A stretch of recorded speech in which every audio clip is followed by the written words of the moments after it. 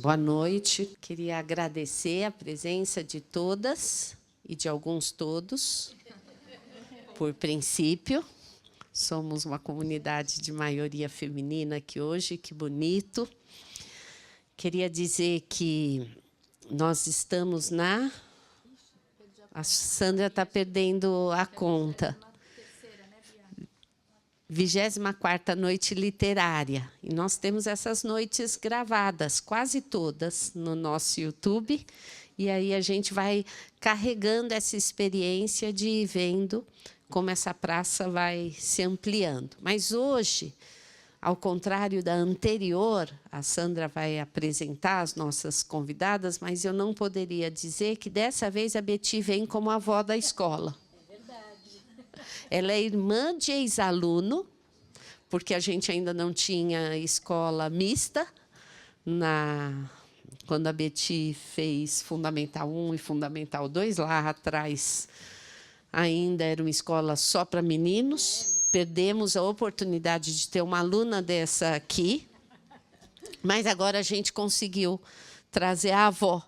Então, que bom que a gente tem essa noite aqui, que bom que o livro é esse, que bom, que beleza de obra. E infelizmente, eu fico em todas, vocês devem ter percebido. Hoje eu tenho aniversário do meu atual marido, que é o mesmo que eu tenho desde o começo. Então, é melhor eu continuar garantindo. Depois, sempre o Raul tem que cortar essa parte. Raul, eu vou começar de novo. Ele sempre faz, aí eu falo, Raul, corta aquela piada que não pode ir para o YouTube. Mas eu achei gozado falar atual marido, sendo que eu só tive um.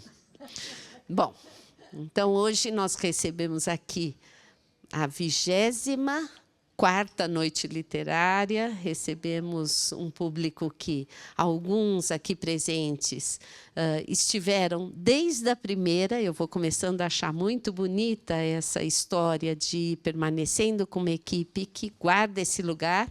Vocês estão convidados e convidadas a virem em todas as outras noites. A Sandra tem um calendário e acontece algo bonito na vida da escola, na vida da literatura. Ela fala, existe a possibilidade de uma, e aí ela conta um pouco para vocês, e a gente, às vezes, muda aquilo que estava planejado para poder aproveitar a beleza daquilo que aparece. Então, temos no YouTube, temos algumas outras palestras lá que vão contando a história sobre quem são os nossos professores, com quem a gente aprende, quem a gente convida para ir ampliando a experiência de escola que a gente gosta tanto. Então, sejam muito bem-vindas nessa noite. Sandra, equipe da biblioteca, do teatro, obrigada pelo espaço, pela estrutura. Eu desejo uma boa noite. Logo que o vídeo ficar pronto, eu estarei com vocês, tá bom? Muito obrigada. Boa noite. Boa comemoração. Bom, boa noite. Também quero agradecer. A Bia deu uma saidinha para ir resolver uma coisinha, mas queria agradecer muito a Bia, porque ela me ajudou muito na organização, mas a equipe do teatro e a equipe daqui da biblioteca também ajuda a gente a organizar tudo isso. Mas, principalmente, agradecer a Betty e a Rita. E eu queria contar um pouquinho que... Acho que talvez algumas pessoas já acompanharam. A gente teve, no ano passado, o encontro da Betty com o Cacá Verá. E, naquela época que a gente estava organizando, eu comentei com a Betty que eu queria fazer Terra Preta. E a Betty, não acredito, eu sou muito amiga da Rita, vamos fazer junto. Eu falei, perfeito. Só que aí a gente já estava com uma agenda muito cheia, já confirmadas. E aí a gente falou, a primeira... Assim que der, no início do ano que vem, a gente faz e aqui estamos nós. E aí é lindo, acho que vocês devem ter lido na divulgação, que além de serem duas estudiosas e duas mulheres que fizeram uma imersão na cultura indígena e compartilham generosamente com a gente o que viveram, para a gente aproveitar um pouquinho, tem uma rede de relações de amizade. E eu falei para a Betty, eu quero muito ver Diários da Floresta, que a Betty escreveu, e que a Rita interpreta a Betty no filme. Deve ser maravilhoso. Então, imaginem como vai ser essa conversa. E eu acho que é super importante fazer uma apresentação formal e vou ler e acaba sendo, às vezes, repetido do que está lá na divulgação, mas acho que é importante salientar esse percurso que elas fizeram profissionalmente, apesar de ser só uma parte, mas aí eu vou ler esse pedacinho, que acho que é bem importante. Então, a Betty, que nos ajudou muito a trazer esse encontro, que vai fazer a mediação. Ela é doutora em antropologia pela PUC, teve o privilégio de ser acolhida desde 78 como aliada e ouvinte por numerosos povos indígenas brasileiros em projetos de apoio e pesquisa.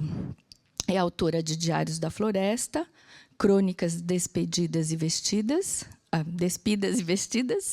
Nós, Paiter e Outros.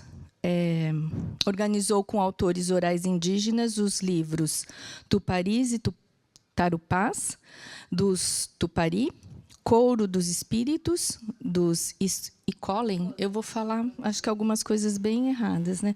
Vozes da Origem, dos Paité Suruí, Muqueca de Maridos, que a gente também quer fazer uma noite literária. E Terra Grávida, dos povos das terras indígenas de Rio Branco e Guaporé, e coletâneas como O Primeiro Homem e Mitos Indígenas. Seu livro mais recente, de 2022, é Alma de Atriz, uma ficção na qual ela liga a condição indígena e um universo judaico. Esses livros estão lá embaixo, juntamente com os outros da Rita. E aí vou falar um pouquinho da Rita agora. Rita Carelli é uma multiartista que atua no campo da literatura, cinema e teatro. É diretora e roteirista de curtas-metragens, vários. E um deles é Yauká.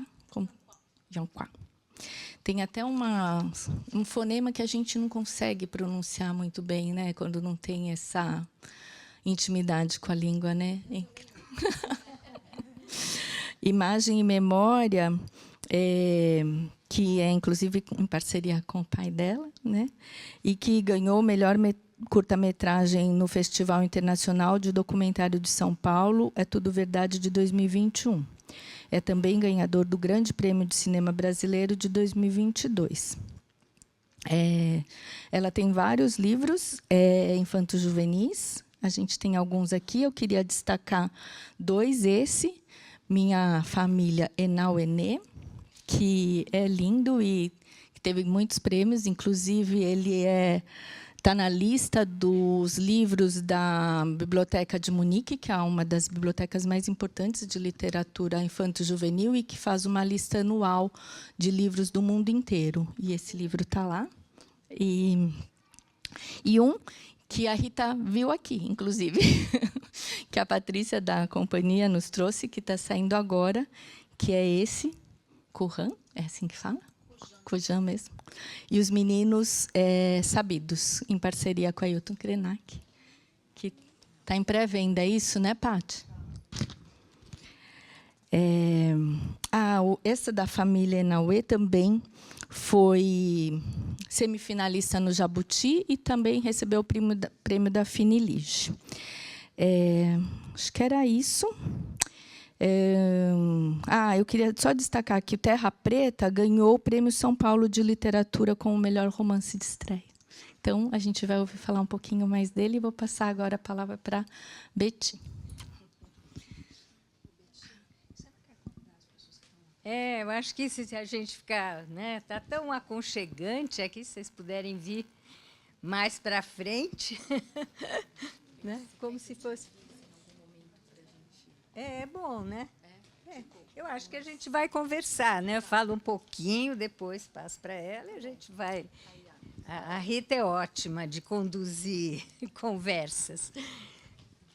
Mas é uma alegria imensa estar aqui de volta, a convite de vocês. Pena que a Débora não está aqui para eu dizer como foi bom. Ela me descobriu através do meu primeiro homem, que não era o meu primeiro namorado, mas um livro indígena. E é um prazer, essas noites literárias têm sido fantásticas, eu tenho visto algumas no YouTube. E esse livro da Rita, eu acho que é uma prova de como a literatura permite pensar em todos os grandes temas da existência. Tem tudo nesse livro. Tem a questão dos povos indígenas, tem a arqueologia, tem a vida de uma adolescente. Não sei quantas de vocês leram o livro, provavelmente uma boa parte de vocês. Então, uma adolescente descobrindo a sexualidade. Tem esse contato que é tão estranho com um povo completamente diferente do que a gente tem na cidade. Tem uma crítica à nossa sociedade, ao capitalismo, e aponta, ao mesmo tempo, para a possibilidade de um mundo inventivo e coletivo, e afetivo, erótico, mesmo que tenha grandes problemas e coisas que são, às vezes, um pouco assustadoras, e ela lida muito bem com isso. Tem a arqueologia brasileira, que é uma das coisas mais importantes das últimas décadas no Brasil. Então, é uma paixão esse livro. Eu reli agora e tem muitas coisas para falar também. Ela vai falar mais, mas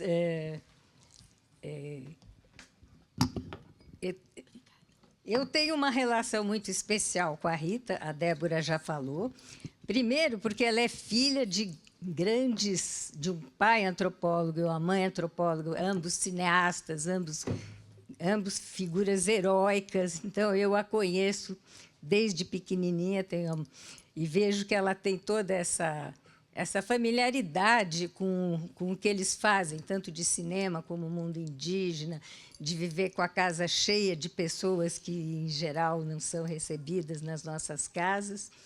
E depois, pelo que a Débora falou, que, de repente, essa série que foi feita em cima desse meu livro, Diários da Floresta, é uma ficção, não é exatamente o livro, mas é uma ficção, e ela que fez a minha personagem. Então, nós temos assim uma familiaridade com o mundo indígena. As nossas familiaridades são muito diferentes entre si. Eu fiz, supostamente, uma carreira acadêmica, embora eu esteja muito longe de ser uma acadêmica, mas vivi um tempo com vários povos indígenas, e ela cresceu com os indígenas desde pequena. Então, o que a gente vê, é por isso que eu estou falando do papel da arte, da literatura, para mudar e entender o mundo.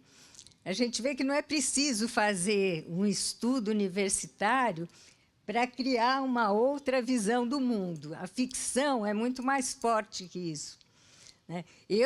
Esse meu livro, por exemplo, é uma descrição, é um documento do que eu vivi.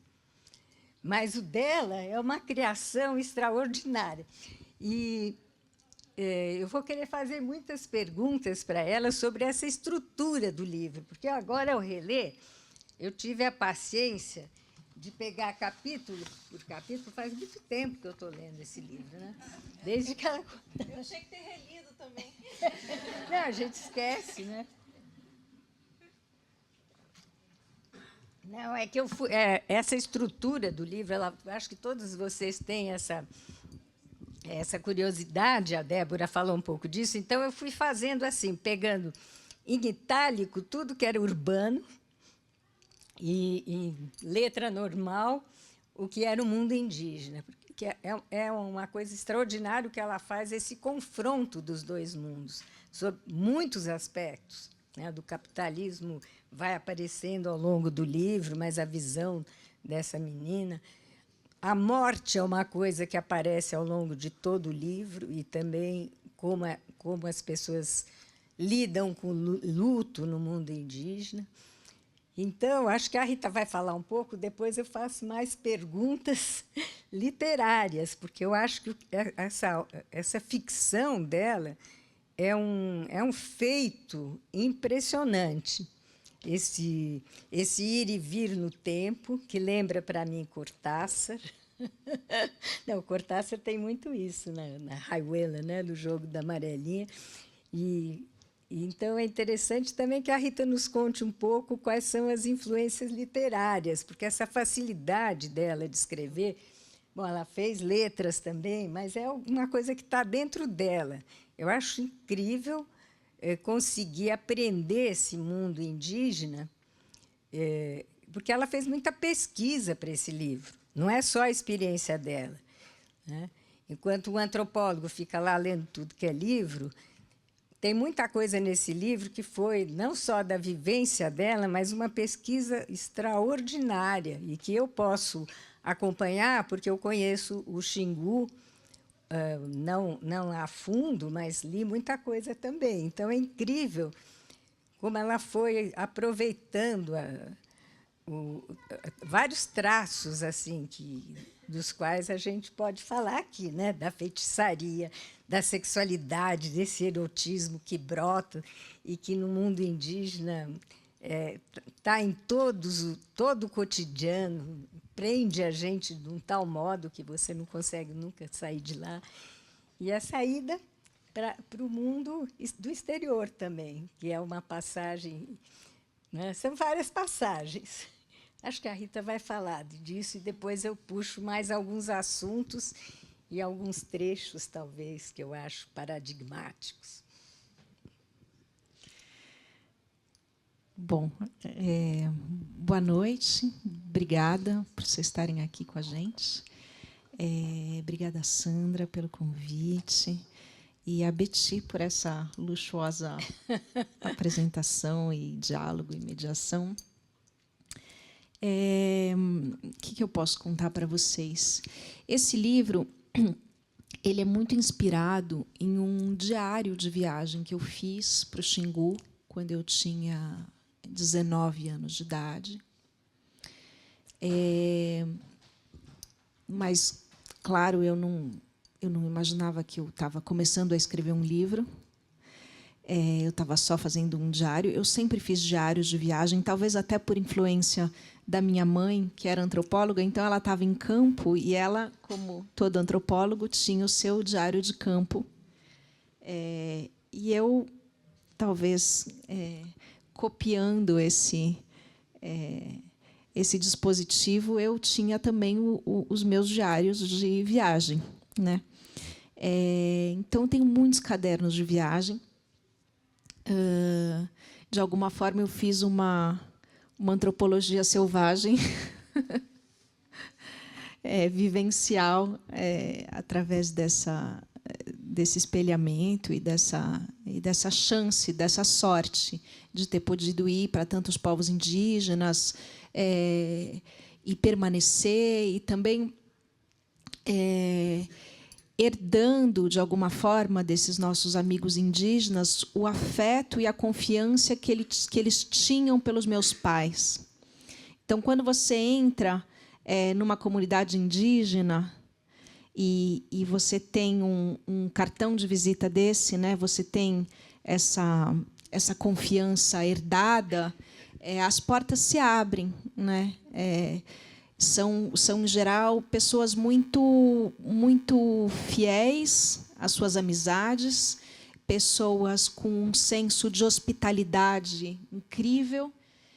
Então, eu gozei durante a vida inteira desse benefício, assim.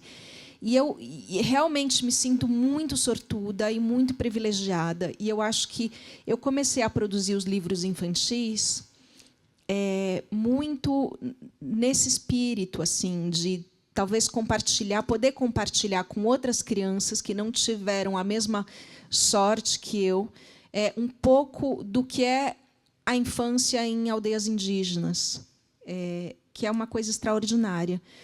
Nas mais diversas aldeias, com as mais diversas situações, com as mais diversas dificuldades, a infância é um território sagrado, muito respeitado, muito celebrado, muito livre.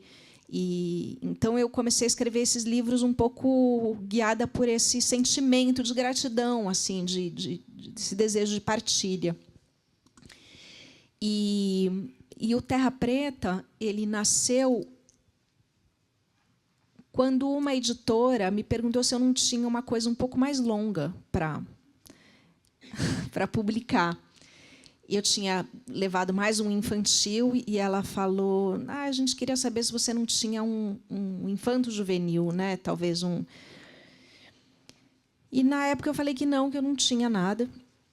E fui embora, mas fiquei com essa pulga atrás da orelha. Eu estava assim trabalhando muito como atriz, então a coisa dos livros infantis eu conseguia conciliar numa rotina de ensaios, de filme e filmagens e tal. Quando tinha uma brecha, eu sentava e produzia uma coisa, mas uma coisa mais longa não parecia caber muito no meu esquema de vida, assim.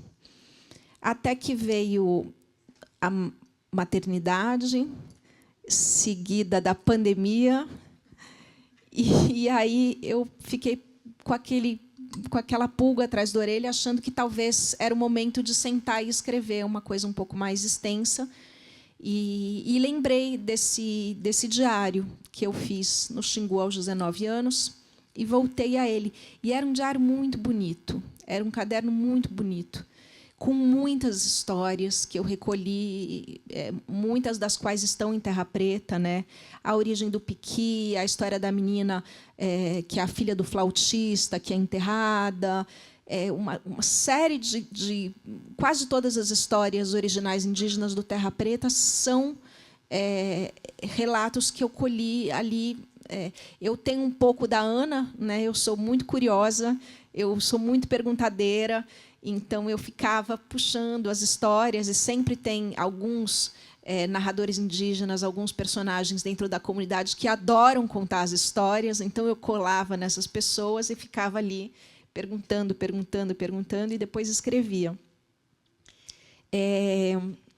E aí, a partir dessa provocação, que a princípio era para escrever para jovens, eu fiquei pensando o que seria interessante compartilhar com os jovens a partir dessa vivência com o mundo indígena, né?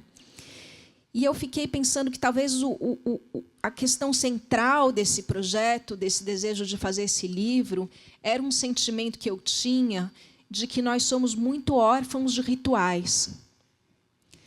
Eu, de fato, perdi minha mãe aos 15 anos de idade. Mais uma coisa que eu tenho em comum com a Ana. E eu tinha essa sensação, quando eu perdi minha mãe, de que era muito estranho que o ritmo interno meu estivesse tão em descompasso com o mundo exterior. Porque quando a gente perde alguém muito próximo, a gente olha para o mundo lá fora e tudo continua igual. As pessoas vão no supermercado e compram pão e voltam, e brigam no trânsito. E aí você olha para aquilo e fala, mas está errado. Não é assim? Tem um descompasso tão grande entre o nosso mundo interior e o mundo exterior. E eu comecei a observar no Xingu, por exemplo, quando alguém morre. Claro, a gente está falando de uma comunidade pequena, em que todo mundo se conhece, então uma perda é sentido por todo mundo, né? Mas, obviamente, as pessoas que são mais próximas estão vivendo aquele luto mais agudo. Mas, quando morre uma pessoa, todo mundo fala baixo. O mundo parece que gira mais devagar. As pessoas pedem para as crianças não gritarem muito, correrem menos, não tem jogo de futebol no pátio. Então, durante 1, 2, 3 dias, tudo se acalma. E eu acho isso tão gentil para a pessoa que está vivendo um luto tão agudo. E depois, claro, a vida precisa continuar, né? Tem uma mulher que vai parir, tem que plantar uma roça, porque é a hora de plantar mesmo, tem que... Tudo bem, a vida retoma, mas, inclusive, essa pessoa que está vivendo, as pessoas que estão vivendo o luto mais agudo, elas são convocadas a se reinserir nessa vida, né? Porque, para agradecer aquele momento de respeito que a comunidade demonstrou com aquela morte, essa pessoa tem que alimentar depois a comunidade. Ela tem que, né, é todo um esquema de reciprocidade, né, o mundo indígena. E isso também obriga a pessoa a se mobilizar, porque ela precisa trabalhar para produzir comida. Então, também é uma tecnologia social de reintegração dos enlutados para o fluxo cotidiano, né? Mas isso é um exemplo. Tem muitos exemplos no mundo indígena que eu acho de uma sabedoria social, de uma saúde social muito mais sofisticada do que a nossa. E, enfim, a questão do luto, a questão dessa jovem que está se tornando uma mulher, também, né, é um momento absolutamente marcado nas sociedades indígenas, né? E vivido a fundo. E a gente não, acho que a gente vive um pouco à deriva, né? A gente vai meio aos trancos e barrancos na vida, inventando nossos próprios rituais para sobreviver às intempéries, assim. Então, fiquei pensando que talvez tivesse alguma coisa bonita para dizer para os jovens sobre esses ritos de passagem, de amadurecimento, de crescimento, em uma sociedade em que tudo isso é muito mais marcado, ritualizado e coletivizado, né? Mas não só para os jovens, né? Eu acho que serve para todo mundo. E, inclusive, depois eu tive que trocar de editora, porque era uma editora realmente focada no público infantil e juvenil, e o livro foi tomando uma outra dimensão. Eu fui dando idas e vidas no tempo. Depois eu achei que precisava de uma segunda parte com a Ana adulta, eu precisava voltar para esse lugar. Então, o livro foi crescendo e foi se modificando. Mas esse é um pouco o ponto de partida, assim, né, desse livro. Acho que serve para a gente começar a conversar. É curioso que você pensou em fazer uma ficção e não, assim, publicar os seus diários. Você usou uma boa parte dos diários, né, no livro, mas você, de repente, você ainda vai publicar, né? Não? Não sei. Assim, diários de mulheres sobre indígenas são muito raros, né? E talvez muitos inéditos, mas são muito poucos. Eu sou uma dessas raras, tenho da Berta Ribeiro. Eu sei de algumas mulheres que têm coisas fantásticas, como a Soninha no Sateré Maué, enfim. Mas é curioso, né, que você já tinha esse pendor para a ficção, de alguma forma, né? Um achado assim que eu acho incrível é o primeiro capítulo. Você começa a falar da floresta, porque escrever sobre a floresta é uma das coisas mais difíceis da literatura. O meu livro chama Diários da Floresta. Eu andei muito pela floresta, mas quando você pensa em descrever, e esse primeiro capítulo, eu ia até começar falando dele, para você não pensar que eu tinha lido só o primeiro capítulo. Mas, quando a gente tenta escrever sobre a floresta, aonde você vai buscar, né? Tem as coisas dos cronistas todos pela floresta, tem alguns romances bons, A Selva, do Ferreira de Castro, e tem uma porção, mas nenhum. Eu acho que é uma invenção muito bonita, porque, além de você se pôr na floresta, é uma metáfora da sua situação na vida. Você vai lá, você vai sendo atormentada pelas árvores que você não conhece, e xingando, né? E, sem conhecer botânica e sem saber o que você está vendo, né? É muito difícil você descrever a floresta. Para mim, a melhor descrição de floresta não está na Amazônia, que eu acho que é o São Marcos, do Sagarana, do Guimarães Rosa. Mas é uma pesquisa incrível. Só esse primeiro capítulo já daria para várias pessoas começarem a fazer uma tese, né? Dá vontade de fazer tese sobre o seu livro. Mas não eu. Mas é muito bonito, é um achado incrível para um momento de vida muito duro que você estava passando. E o resto do livro não tem tanta floresta, né? Porque você sabe, né, Betty, quando a gente está na aldeia, a gente está na aldeia, né? É. A aldeia e a floresta são diferentes. A aldeia é um espaço social, né? Tem aquele pátio limpo ali. Você pode passar dias, semanas na aldeia sem botar o pé na floresta. A floresta é outro território, né? Bom, Você pode fazer pequenas incursões, mas Bom, você fez os Diários da Floresta, que nos Paiter Suruí tinha o mundo da floresta e o mundo da aldeia, que eram opostos, eram as metades. eu fiz acampamento de pesca com o Zenal Enê, aí eu vi que era dureza de floresta. Porque quando você está na aldeia, é um lugar mais protegido, né? É um terreno limpo ali. Difícil você ver cobra na aldeia. Né? Os indígenas mantêm aquilo ali limpo, tem criança, não é um espaço de tanta vulnerabilidade, né? Tem essa presença humana intensa, então os bichos também estão. Agora, quando você vai para a floresta, é outra coisa. E você, quando volta para a aldeia, você tem a sensação que você está voltando para a civilização. Tem comida todo dia, porque na floresta você passa o dia inteiro. Quando acha mel, você se alimenta bem, fica toda feliz, mas se não... Né? Não, e quando você... E chove... E mosquito. E tudo isso aparece e você já sai, no você primeiro sai um capítulo, pouquinho, né? E parece que é isso, né? Para quem não tem essa ciência de ler a floresta, você está andando com os indígenas na floresta, eles tiram tudo que eles precisam, eles pegam um negócio, eles fazem, eles arrumam uma coisa de comer, assim. Eles estão no território deles, é uma coisa impressionante para a gente. Pode ser uma coisa muito assustadora mesmo, porque pode ser muito hostil, né? E essa coisa dos mosquitos que estão te devorando vivo, e qualquer feridinha que você faz começa a inchar e sair pus, porque é uma coisa de micro-organismos, e depois começa a faltar comida, você começa a ficar desesperado. Eu lembro uma vez numa expedição de pesca que eu fiz com o Zenal Enê, que em geral não pode mulher, né? Mas eu fui junto, aí não fui quando começou a pescaria mesmo, eu fiquei com as crianças no acampamento, com os meninos pequenos, mas aí eu lembro que uma vez o Zenal Enê pegaram um jacarezinho assim no rio, eles não comem jacaré, eles acham que é bicho remoso assim, mas a gente tinha tanta fome e os primeiros peixes na pescaria você não pode comer porque são dos espíritos, é uma transgressão muito respeitada, assim, né? Você corre o risco de não ter mais peixe depois. Então é uma coisa muito.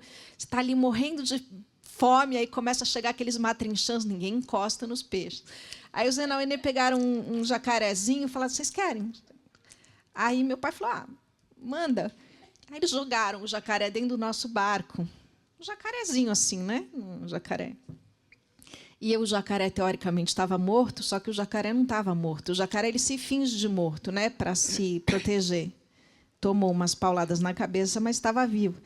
Aí, daqui a pouco, a gente está no barco e o bicho acorda e começa a tentar morder a gente, morder o pé. E aquele desespero, pega remo e bate na cabeça do jacaré, uma guerra, assim. Aí, enfim, o jacaré fez isso umas 3 vezes. Olha, foi um suplício. Aí a gente chega no acampamento, meu pai me dá o jacaré e fala: cozinha. É uma carne duríssima, horrível. Eu comi bastante jacaré. Eu fiquei horas tentando cozinhar aquele jacaré. E novinho, hein? Porque o velho, então...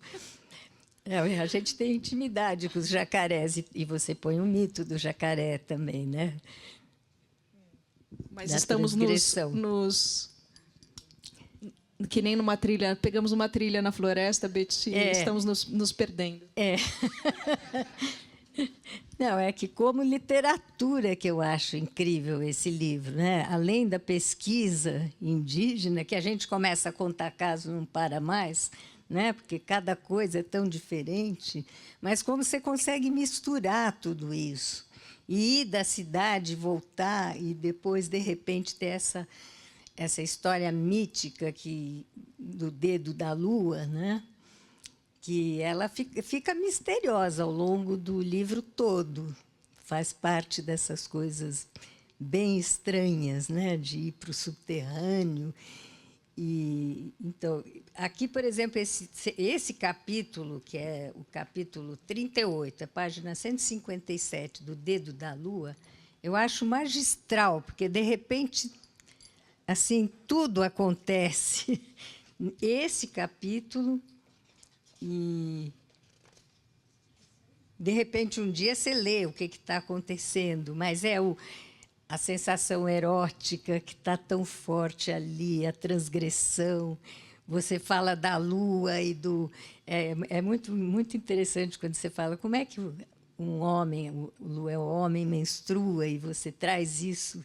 Você até hesitou um pouco, né, de trazer isso para os trans do mundo moderno. Essa cozinha que você faz dos temas, eu não sei como todas essas coisas foram sugeridas. E a morte também. Eu tenho que dizer uma coisa. Quando eu comecei a escrever o Terra Preta, eu parti desse diário, mas depois comecei a escrever uma ficção, e a escrita tem as suas próprias regras, assim, né? Parece que uma hora que você estabelece um pouco as bases da história, a história depois vai te tomando e te levando pelos próprios caminhos, né, dela, assim. É uma coisa muito, muito curiosa. Eu não tinha tido essa experiência, né, de escrever uma coisa mais longa, e é uma coisa realmente assim muito exigente. Acho que é a coisa mais difícil que eu já fiz, mas é muito interessante também. Eu recomendo, é uma bela aventura.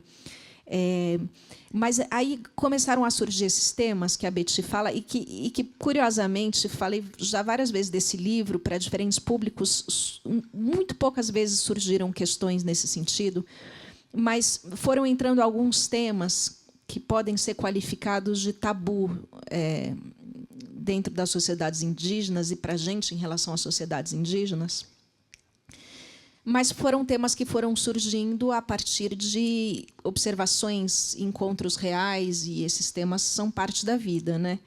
E quando eu comecei a colocar eles na narração, eu tive um momento de pesquisa no Terra Preta que era assim muito mais para checar se o que eu tinha escrito naquela época estava certo, né? Eu queria que todo o material original indígena, digamos assim, né, os mitos e coisas que eu descrevo da cultura, fossem muito fiéis à realidade, né?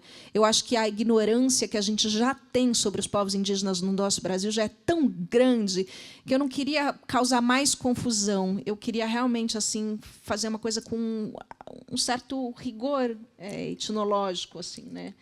E aí foram surgindo esses temas, e eu recorri a alguns antropólogos que trabalharam no Xingu para checar algumas coisas ou para entender melhor algum detalhe, enfim, e também a indígena sobre a questão dos mitos para conferir se eu tinha anotado bem as histórias, se eu me lembrava bem. E os antropólogos, os indígenas com quem eu conversei, todos muito abertos, assim, muito incentivadores. Os antropólogos já um pouco ressabiados. Mas você vai colocar esse negócio do feitiço? Mas esse negócio de enterrar as crianças já é um negócio tão polêmico e já dá tanto problema. Você vai colocar esse negócio? Mas isso aí... E aí começaram a surgir mil poréns, assim, né? Mas você vê, você tem sorte de ser lida, porque eu falei de todos esses temas e ninguém chegou a me censurar. Mas então, foi a Betty... Porque eu não sou considerada uma antropóloga pelos antropólogos, né? Eu acho. Não é porque os antropólogos... não é ciência o meu livro. Eu já ouvi isso de vários antropólogos, assim, né? Porque é uma descrição daquilo que você está vivendo e descobrindo. Claro que tem uma pesquisa atrás, como você fez também. Você disse que você foi verificar, mas aquilo já estava dentro da sua vivência, né? Pois é, mas a Betty foi a única que me falou, escreve tudo.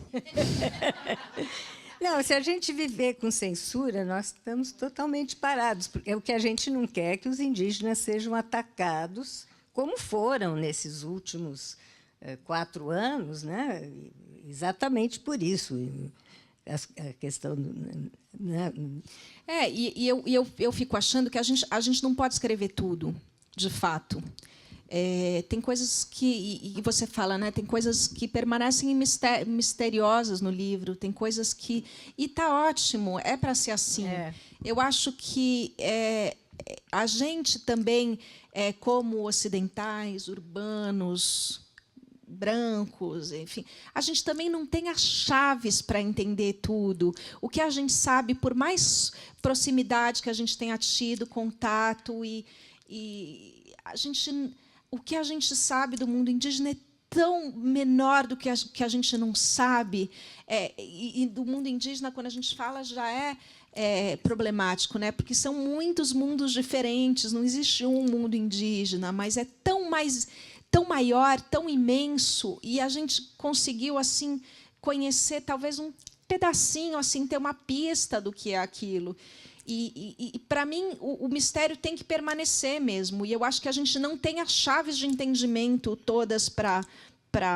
Enfim, a gente é muito mal acostumado, né, de achar que a gente pode entrar em qualquer lugar e compreender tudo e ter as chaves de entendimento, mas talvez essa seja a nossa diferença nas coisas que a gente escreve, porque a gente não está querendo interpretar e explicar. A gente está vivendo junto, não é? Uma forma de vida completamente diferente. Quando você falou agora dos rituais de morte, quando o Apuena Meireles foi assassinado em 2004, um grande líder indígena, que era o Sebirope Catarino Icolém, desse povo, ele falou: quando morre alguém, vocês são um grupinho pequeno chorando, só o pai, mãe, sei lá, a família. Nós somos o povo inteiro chorando, né? Então, essa sensação que você tem, porque você diz, a gente não entende, mas depois de uma semana que você está num povo que você não conhecia, parece que você nunca saiu de lá. Aquilo te pega de uma forma, é como se apaixonar, né? Agora, você transforma isso numa arte, porque você não está seguindo os cânones, né? Eu vou explicar como é a economia, né? É coisa que a gente faz como antropólogo mesmo, né? Como é que a sociedade funciona, o que é, quais são os deuses. Não, tudo isso vai surgindo. Agora, como isso surgiu, você hoje explicou muito, que você já tinha isso dentro do que você tinha vivido. Mas você tem influências literárias, né? Quais seriam, por exemplo... Ou isso não é uma coisa que passa pela sua cabeça? Porque essa coisa de ir e vir no tempo, né, não é comum em romance. Mas, Betty, eu fiz isso por pura ignorância. Não, mas eu não sabia como era que tinha que escrever um romance. Aí eu fui tentando. Mas nem todo romance tem que ser assim, nem todo romance é assim, né? Eu também não entendo, eu também não sou. Não sou crítica literária, claro, mas eu acho uma raridade o que você fez. E porque depois também você vai para a Europa, né? E aí, bom, tem toda a transformação de uma adolescente numa mulher madura. Você também misturou isso de uma forma muito emocionante, de como lidar com mãe e com pai, né? É uma parte fortíssima do livro, né, que os indígenas servem de uma senda para você lidar com essas emoções tão profundas. Talvez, se você não tivesse um pai antropólogo, nada dessa forma de sentir apareceria na sua vida, né? Então, eu realmente... Claro que eu tenho referências literárias, eu estudei letras, eu sou uma ávida leitora, mas eu não sei se eu citaria alguma coisa precisa assim na feitura do Terra Preta. Eu acho que o Terra Preta... acho que essas leituras estão todas diluídas dentro de mim, e quando eu fui escrever...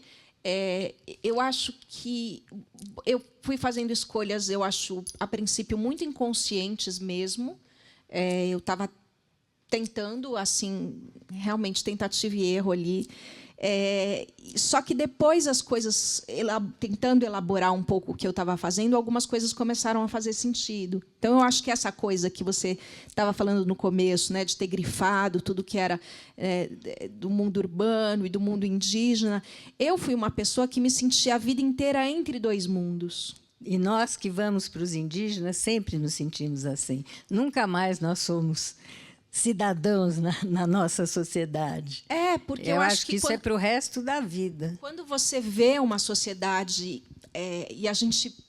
Agora já é outro momento, né? Mas a gente viu sociedades indígenas em toda a sua plenitude, no seu equilíbrio social, talvez você com Suruí e outros, mas talvez mais plenamente com Suruí, e eu até mais com os Enauê Nenauê, né, que era um povo ainda de recente contato, quando os meus pais começaram a ir para lá.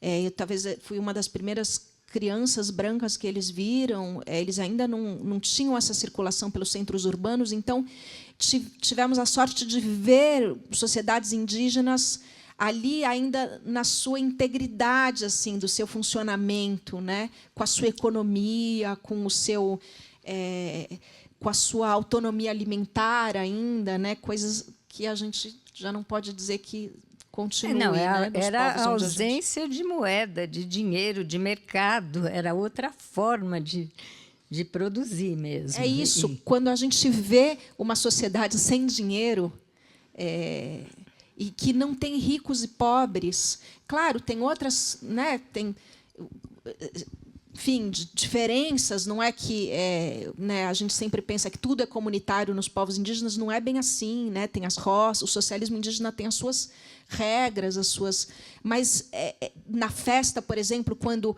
todo o excedente é partilhado e aquilo realmente você vê uma sociedade em que não existem excluídos, isso é muito poderoso, assim. Depois eu acho que a gente passa a ler tudo o que a gente vê ao nosso redor de uma outra forma. As injustiças sociais se tornam muito mais inaceitáveis. Até isso aqui, assim, eu lembro muito dessa sensação de voltar da aldeia, de passar grandes temporadas. Lá não tem reta, né? Não tem um lugar que você apoia um negócio e o negócio é reto, assim. Não tem cadeira. E não tem cadeira, não tem mesa. Essa coisa assim, ó, tudo assim. Eu lembro que me dava vertigem quando eu chegava. São coisas tão profundas e tão básicas do cotidiano, que são tão diferentes, que é até difícil de escrever. Mas tinha uma sensação no meu corpo de estranhamento. Eu sofri muito na escola, porque quando a minha mãe me obrigou a ir para a escola, ela falou: não, agora tem que parar com essa vida nômade, a gente vai ficar em São Paulo, você vai frequentar a escola, tem que aprender a ler, tem que aprender a escrever. Eu fiquei revoltada, eu não queria ir para a escola. Eu achava... a gente tinha um casal de amigos que trabalhava no Xingu, que o filho deles estudava por correspondência. O Biral e a Estela e o Janu. E eu falava: por que eu não posso ser que nem o Janu? Me dá as apostilas, eu me ensina a ler, eu vou aprender. E a minha mãe: não, agora tem que ir para a escola e tal. E eu estudei no Veracruz, eles foram muito pacientes comigo, porque eu não usava sapato.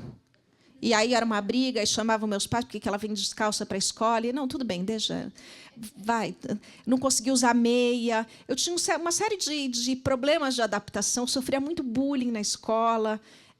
E eu acho que era um tempo muito diferente, né? Eu acho que talvez naquele tempo a escola teria valorizado ter uma aluna que tinha uma experiência daquela. Nunca ninguém me chamou para contar, ou chamaram meus pais, ou tentaram entender.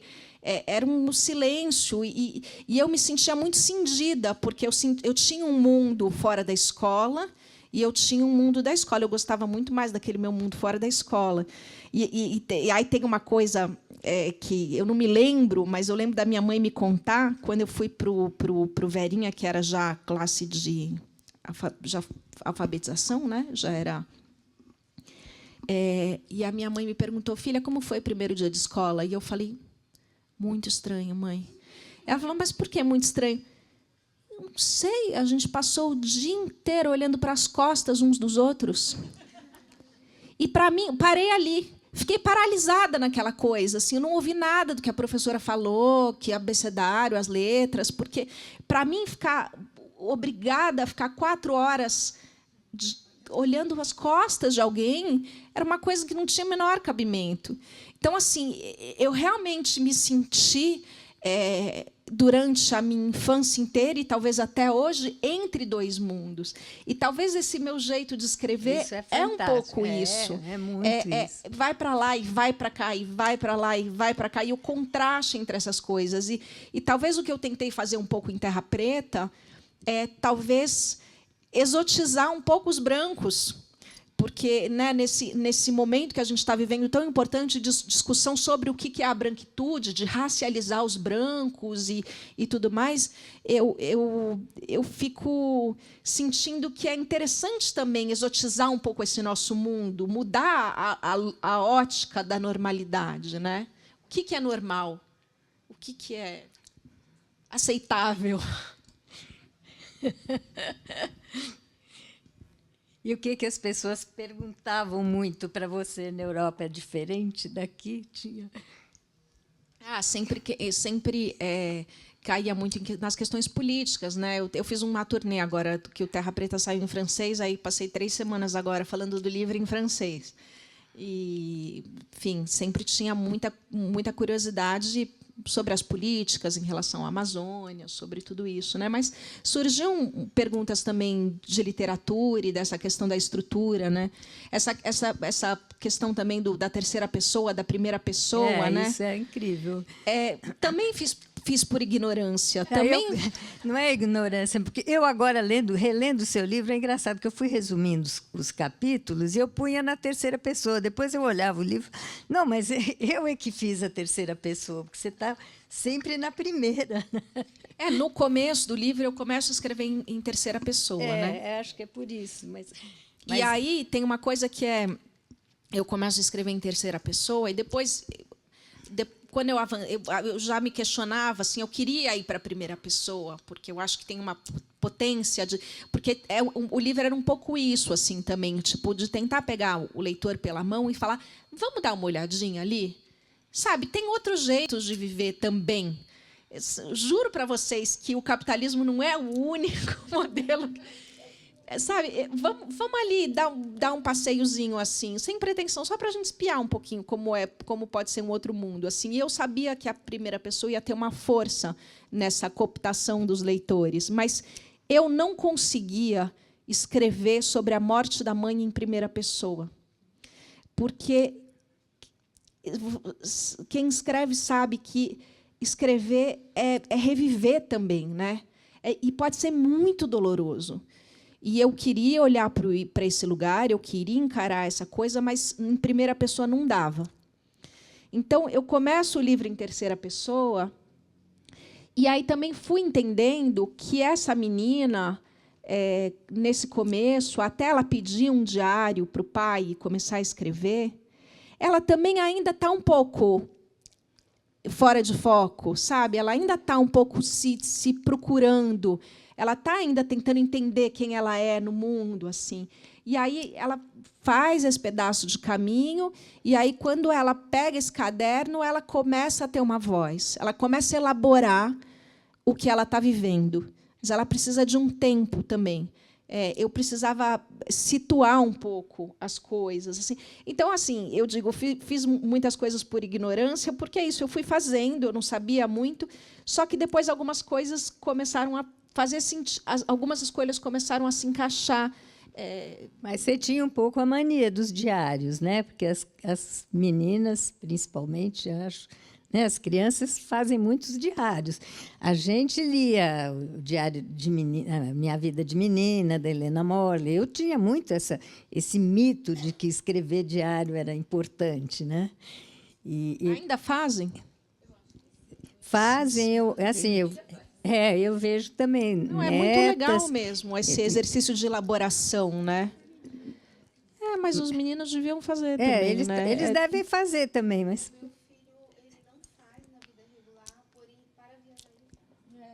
Tem diários lindos, eu tenho visto, assim, dessa terceira geração, né? Mas não, ainda mais nessa crise tecnológica que a gente está vivendo, né? Nessa coisa dessas comunicações muito rápidas, muito truncadas, e que exige deles assim também respostas muito rápidas de adesão ou repulsa de alguma coisa, né? Ou você curte ou você não curte. Mas esse exercício íntimo, né, de elaboração, de reflexão, muito... Engraçado que assim essa politização das nossas falas, né? Porque era uma coisa que me oprimia muito aqui no Brasil, porque eu só falava da luta política. E quando eu fui para a Europa e eu falei dos livros indígenas que eu fiz em coautoria, principalmente o Muqueca de Maridos, para mim foi muito bom na França, que as pessoas queriam saber das histórias, né? E liam, porque os jornalistas lá leem tudo o que você fez, não é assim? Você que tem que contar o que você fez, né? Então, para mim, foi um espaço de liberdade quando eu pude começar a escrever os mitos, que não eram a minha autoria, mas era um mundo que eu descobri. E que, assim, mesmo fazer esses livros, isso foi uma experiência que me desencadeou muito quando eu encontrei... Eu tinha uns encontros de terapeutas junguianos que se chamava Moitará, e que estava o Roberto Gambini e a Rosmari Muraro. Aí ela que resolveu publicar a Muqueca de Maridos. E isso me deu assim uma abertura para esse mundo mítico indígena, porque a coragem de escrever o que eu estava ouvindo. E que não era assim o cotidiano, que esse cotidiano está mais nos diários mesmo. Mas na Europa era um interesse muito grande. Eu não sei se agora ainda existe isso, né? Porque, de fato, essa ficção, que para nós é ficção indígena, desses 300 povos, é uma coisa tão extraordinária e aparece no seu livro, porque você... não só você ouviu muita história, mas você leu muito livro também né, dos relatos, que ela xinguiza muito o livro, né? Mas ele tem coisas que são de outros povos também, né? Não, quer dizer, acho que você deve reconhecer por proximidade, né, Betty? Porque tem coisas que atravessam o mundo indígena de vários... Sim, Suruíra eu reconheço. É. Os rituais de menarca, né? Mas realmente fiquei no Xingu. Você ficou, assim, então, isso que eu estou dizendo. Você ficou no Xingu e usou coisas que não eram da sua observação. Você usou livros também. Mas você transforma numa coisa que é sua, né? Isso. Bom, eu acho que criação assim literária não é uma coisa que se explique. Não sei, os que estudam literatura ficam fazendo isso o tempo todo, mas ninguém sabe como, porque uns escrevem e outros não, né? E criam. O que eu acho fantástico, para falar dessas noites literárias, é que essa arte é uma arma tão poderosa, e nesses tempos que a gente só fala de luta e coisa ruim, né? Mas essa força que vem do ventre e da vida, com todas as contradições. E eu acho que esse livro tem isso numa potência altíssima, né? É muito legal assim esse encontro e abrir para perguntas do público. Sim, mas eu não estou... Não, é você que tem que realmente... de fato, na Europa tinha uma coisa... É um país de leitores, a França, né? Impressionante isso. Assim, quando chegou o contrato da editora francesa, eu fui olhar a tiragem, era 5.000 exemplares, a primeira tiragem. Não existe isso no Brasil, que é um país imensamente maior do que a França, de uma pessoa totalmente desconhecida, de um outro...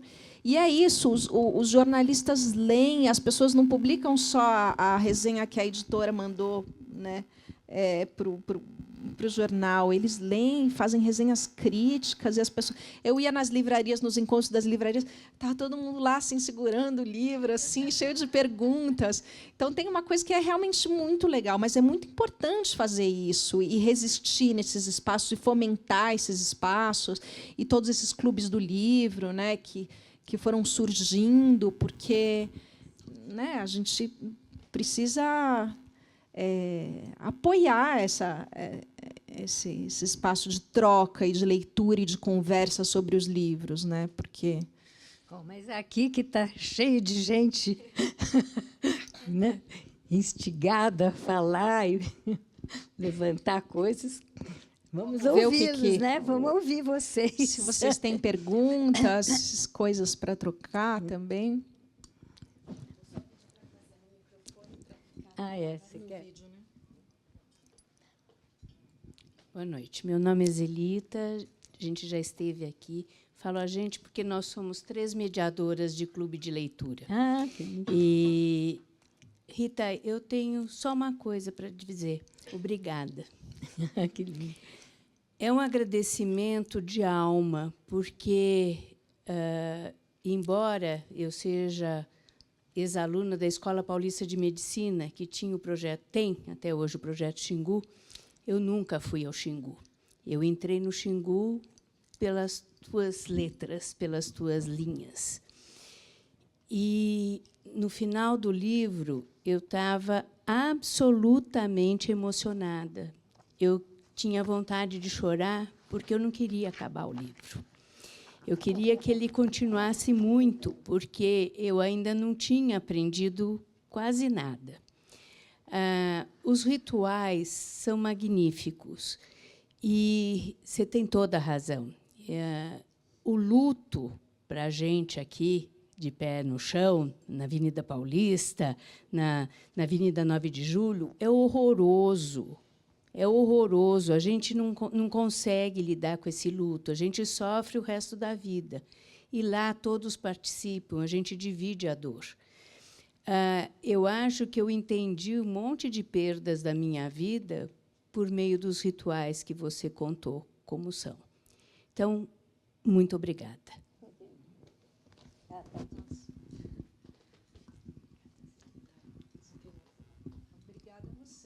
Eu estava te procurando, Cris. Falei, a Cris vai falar.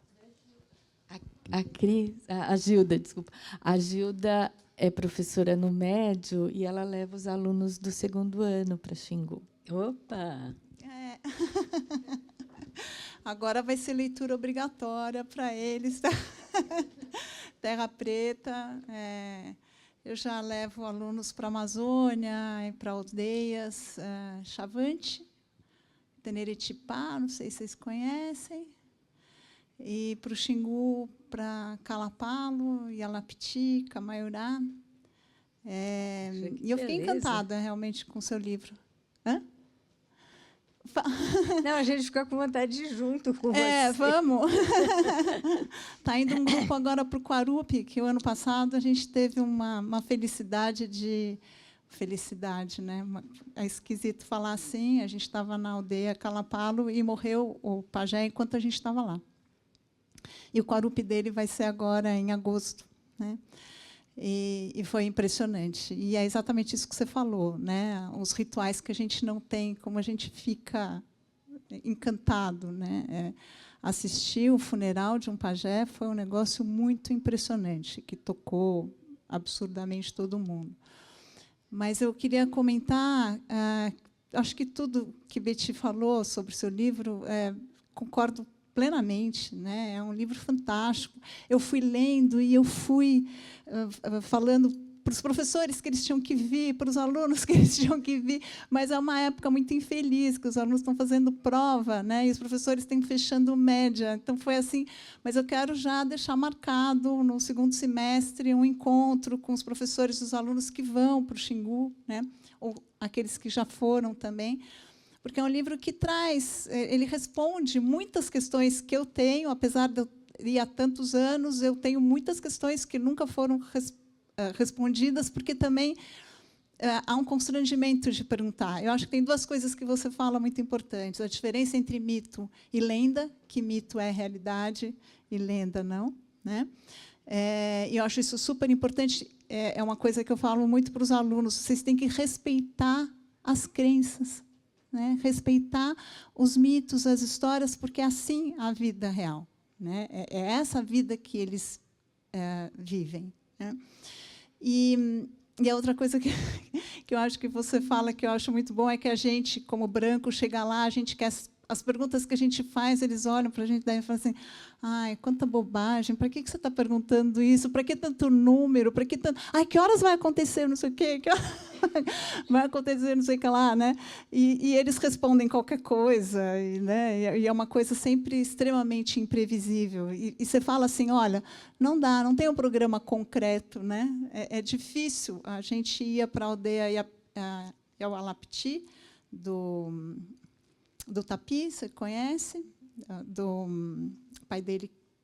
Qual o nome do pai dele que morreu? Do cacique Aritana, né, que morreu, foi o primeiro cacique do Alto Xingu que morreu na pandemia, né? Ele morreu de Covid exatamente por 2 problemas, né? A falta de vacina e por negligência, né?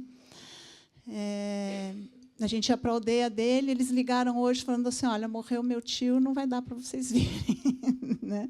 Então, o grupo vai para a aldeia Calapalo, que ficou feliz e tal. Mas é um mundo completamente diferente, né? E eu acho que você traz isso de uma forma muito intensa, muito emotiva, como tem que ser, né? Eu acho que agora te escutando, né? Eu ia lendo, o meu livro está todo marcado com trocentas perguntas, mas você já respondeu a maioria delas, né? Mas queria deixar um super parabéns e já amarrar um dia uma conversa assim com o pessoal que tenha lido. Obrigada.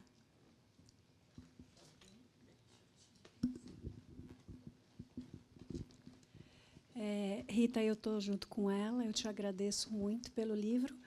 E tem uma outra questão. Eu peguei o livro emprestado e depois tive que comprar um para reler, e está todo marcado aqui. Me chamou muito a atenção essa questão temporal das idas e vindas, como a Betty falou. E eu também acho brilhante como você coloca a transformação da personagem, né? Como adolescente, essa questão da sexualidade que a Betty traz, com uma suavidade, com uma poesia assim, de um assunto que é tão difícil para a menina adolescente, né? E aí você conta que o seu diário você tinha 19 anos, você era mais velha, né, do que a personagem. Mas talvez tenha muito aqui também da menina de 19 anos, né? Porque eu escrevo também e eu sei que a gente sempre coloca, é nosso, né? De alguma maneira está lá. Mas eu queria te perguntar do espetáculo Terra Preta, que eu sei que está sendo produzido. Puxa, eu não sei. Eu vou assistir um ensaio nessa quinta-feira. Vai estrear agora, até uma boa lembrança, vai estrear agora dia 20 no Parlapatões, e acho que fica 2 semanas só em cartaz. O que assim, como espetáculo, não posso te dizer, porque eu realmente passei agora um mês viajando, eu não acompanhei muito de perto os ensaios. Tinha uma coisa dos indígenas virem para cá. O que eu acompanhei é que, de fato, a pessoa que está levando esse projeto, né, que é a Helena Tcherello, quando ela ficou com vontade de fazer a peça, eu falei, tudo bem, vai lá, assim, mas não tenho nada a ver com isso, assim, no sentido de que eu não queria, que, né, eu também tenho uma carreira como atriz e no teatro, mas eu não quis realmente me envolver na peça, né? Eu falei, acho que já fiz meu papel nessa peça, que é escrever o livro. Agora vocês vão descobrir o jeito de vocês contar essa história. Eu não teria escolhido esse livro para fazer uma peça, acho super difícil, justamente por essas idas e vindas no tempo, e, enfim, não sei como eles resolveram. Mas sobre isso o que eu posso dizer é que a Helena foi para o Xingu, ela foi num Quarupi. Quando surgiu a oportunidade, ela me perguntou o que eu achava, eu falava, acho que você tem que ir. E nessa ida, ela foi para os Camaiurá. E nessa ida ela ficou muito amiga da Mapulu, que é uma pajé, enfim, uma pessoa ali da realeza alto-xinguana, uma pessoa muito incrível. E a ideia não era convidar a Mapulu para fazer a peça. A Helena não foi com essa intenção, nem sabia que essa possibilidade existia. Ela foi realmente para se aproximar, para conhecer. A ideia era fazer com indígenas atores autodeclarados indígenas, mas que vivem em situação urbana. A coisa estava desenhada de uma outra forma. Mas o que aconteceu foi que a Mapulu quis fazer a peça. A Mapulu depois ligou para a Helena e falou: bom, você veio aqui na minha casa, agora eu quero ir na sua. Aí a Helena falou: claro, venha. E aí a Mapulu veio, primeiro sozinha, aí passou um tempo, a Mapulu veio de novo com o marido, depois ela veio de novo com outro filho, depois ela veio... E aí, num certo momento, a Helena convidou a Mapulu para fazer a peça. Então, você quer fazer a peça? Quero. E o que eu posso te contar é que agora estão em cena a Mapulu, o Raul, que é o marido da Mapulu, o Yutá, que é o filho caçula da Mapulu, a Maíra, que é uma das filhas da Mapulu, o marido da Maíra, acho que tem mais algum Camaiurá na peça, não sei. Mas a família inteira... Então, quem está em cena é a família, uma parte da família da Mapulu. Eles estão aqui em São Paulo e eles estão no espetáculo. Enfim, então, não sei o que deu, eles não são atores, eles são, né, Camaiurás, mas que acabaram... Enfim, acabou nascendo uma amizade grande das duas e a coisa foi se desenhando assim. Acho que a Helena se afogou em dívidas, porque o projeto não pagava tudo isso, mas ela está... E vão estar em cena a partir do dia 20, no Espaço Parlapatões. Então não é no Sesc, então. Será que vão voltar? Vão. Ficar no mundo capitalista. Olá, boa noite. Meu nome é Pedro, eu sou professor do Colégio Rainha da Paz, sou professor de Geografia. A gente vai emplacar esse livro, se der tudo certo, no próximo semestre, com as crianças. E acho que o que eu queria trazer, que é refletir com você, na verdade, qual o tema que você acha que é muito caro, assim, do seu livro e que você... Assim, ó, isso não pode passar em branco, sabe? Tipo, isso não pode... Isso tem que ser tocado e isso tem que ser trabalhado dentro desse universo infanto-juvenil, assim. Né? Porque tem muitas coisas, né? Ele traz o estigma da menstruação, se a gente pensa nos alunos do 7º ano ali, acho que é importante a gente refletir sobre isso. A gente está falando do infanticídio indígena, né? Que são coisas caras. Aí a Betty falou no início até essa questão. Além da sexualidade, o despertar da sexualidade, né?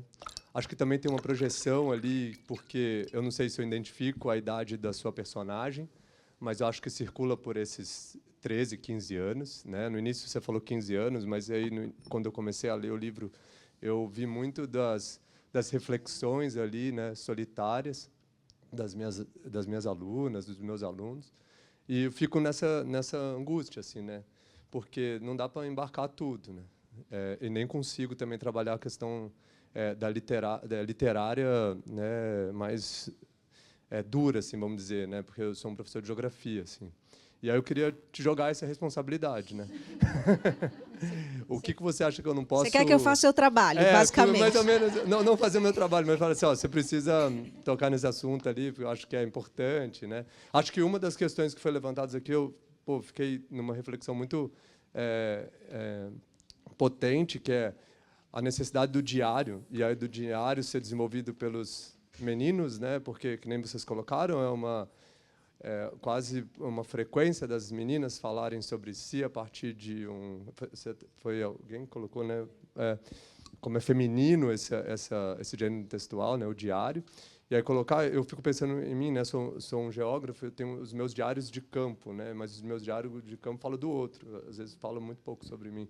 Então acho que tentar refletir sobre isso eu acho que eu coletei aqui, mas na essência do livro, assim, se possível, se você conseguir me ajudar nessa reflexão, eu vou agradecer enormemente. E muito obrigado. Seu livro me tocou muito, assim.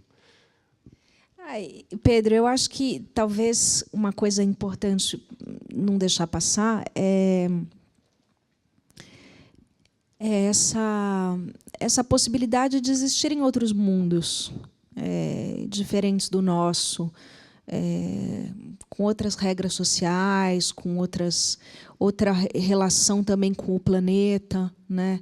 De se relacionar com o ambiente onde se vive.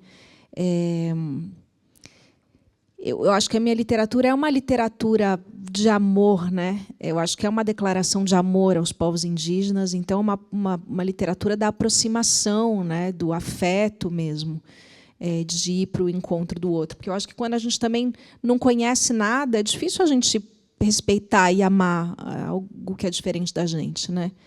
Então, mas não é uma literatura que está na chave da idealização também. Né? Quando eu falo dessas coisas que às vezes são um pouco delicadas e tabu, mas que eu acho que tem que falar mesmo, porque senão a gente deixa cartas na manga para os nossos inimigos, sabe? Quando a gente abre o jogo com franqueza, eu acho que a gente sai ganhando, assim.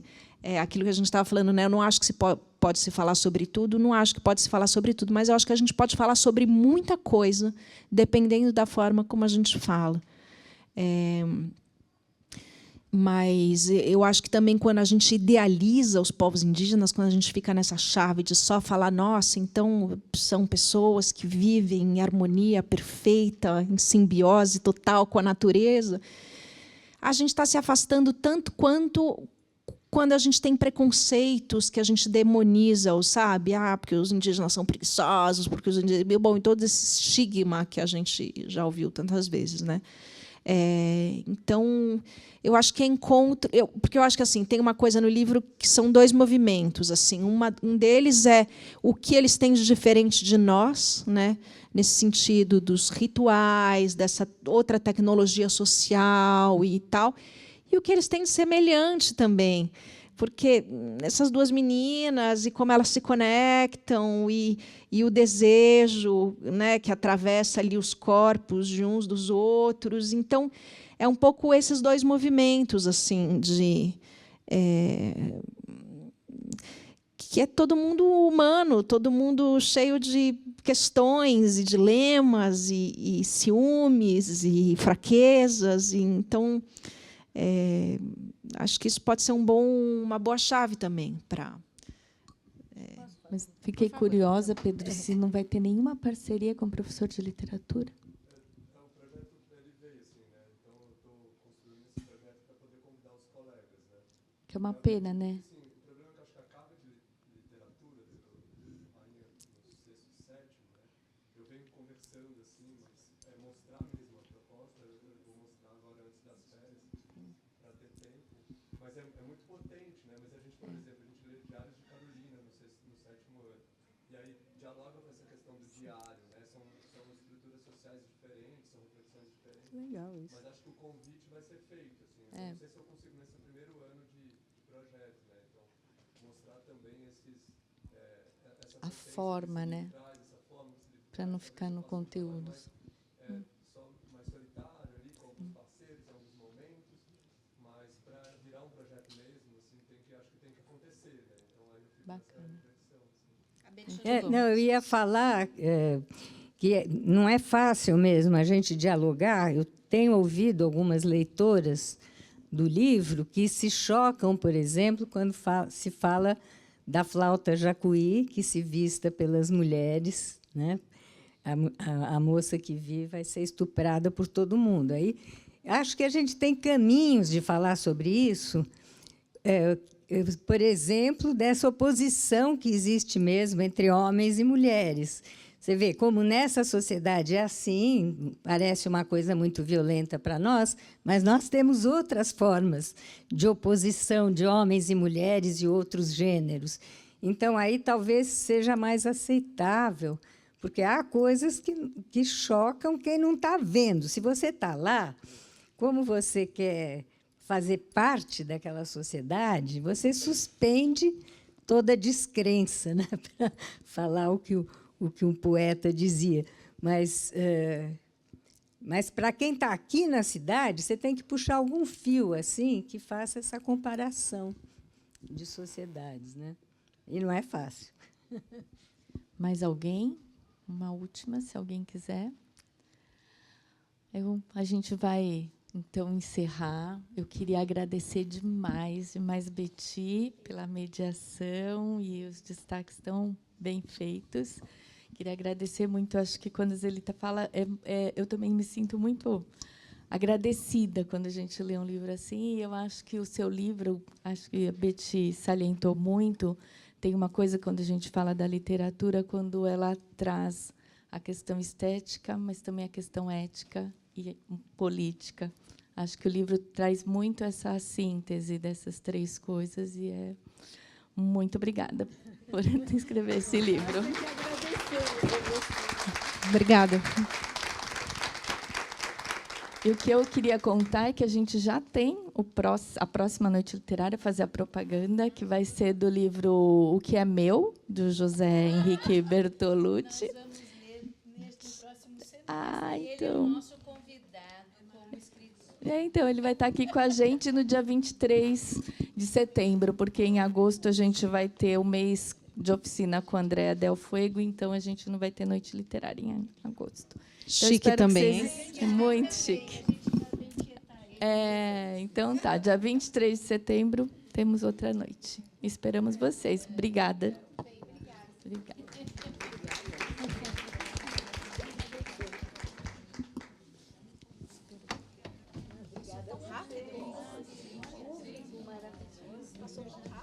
Muito rápido, e a gente começa a falar e não para. Esse é o problema, né? Mas eu falei, Não, faz.